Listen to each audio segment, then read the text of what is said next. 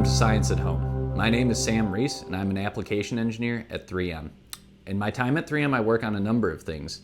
One of these projects being 3D printing, and another one being isotopes for our nuclear business.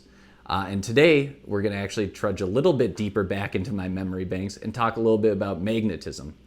Back when I was at the university, I worked with very large magnets trying to work on plasma fusion, a form of energy.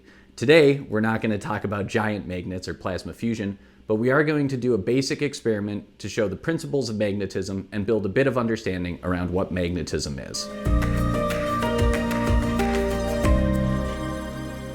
And now, on to the experiment. Before we get started, the most important thing is to wear safety eyewear. For this experiment, we're using safety eyewear without side shields. It should be relatively low risk, but it's better to be safe than sorry. Additionally, for this experiment, you'll need at least one magnet. We have quite the collection here: star-shaped magnets, bar-shaped magnets, magnet encased in a bit of plastic even due to it being quite strong, but you'll need at least one magnet to test your samples with. And the samples you'll choose are kind of the core part of this experiment. Go around your house, find items that are metal that you may believe may be influenced by a magnetic field, plastic items you think that might not be, and some assortment of in between. So for this experiment, I've chosen a number of things. I found a 3D printed part from my other project that I had lying around. It's plastic. A nice straw, which looks like it's constructed of multiple materials, both a metal, maybe a wood or a plastic, and some other metal down here at the bottom. Just a nice foil wrapped chocolate. A set of small metal ball bearings that you can see here rolling around, non-magnetic themselves. They're not sticking to other materials. Your average household kitchen spoon. This one composed of both metal and a plastic housing here at the bottom. Some pure gallium, an elemental metal that I actually just happen to have lying around. It's a non-toxic metal. This is 99.99% pure gallium here. And a piece of foreign currency. Pure metal, small in size. So take your magnet. For this experiment, I'll be using this long bar magnet composed of many segments. It's easier to see and very clearly interacts with the samples. And one by one, pick up your samples and test the interaction of your magnet with that sample. So let's start with the plastic block first. What do you think is going to happen here? It's plastic, no metal involved. My guess would be there's going to be no interaction. And as you can see, there's no interaction. There's no hold from the magnet. We're going to put this in what we call pile 1, non-magnetic materials. On to the next one, the spoon. What do you think is going to happen on this one?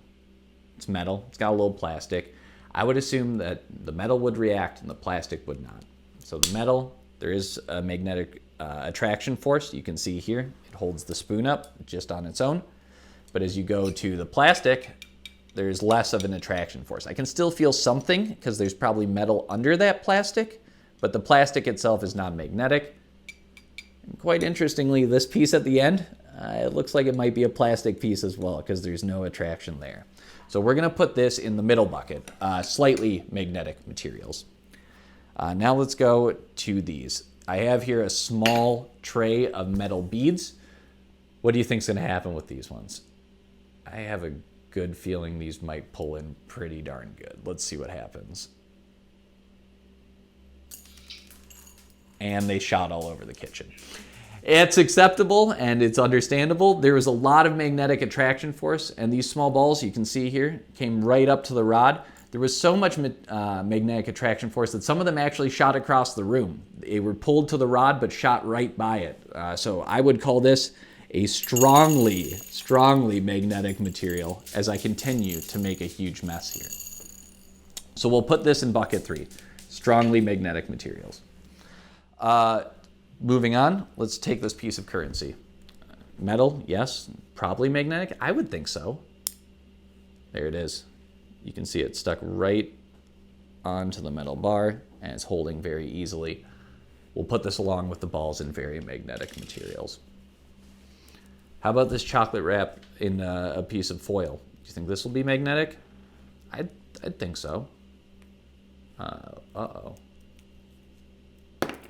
very clearly not magnetic. And there could be a number of reasons for that, whether this foil is a non-magnetic metal, whether it's something like, maybe it's not aluminum, it's something else, or maybe there's just such a small amount of material that there was no strong force that was able to hold it up. So I'm gonna put this in the non-magnetic bucket. How about this gallium metal? Let's open it up here. You can see it inside of there.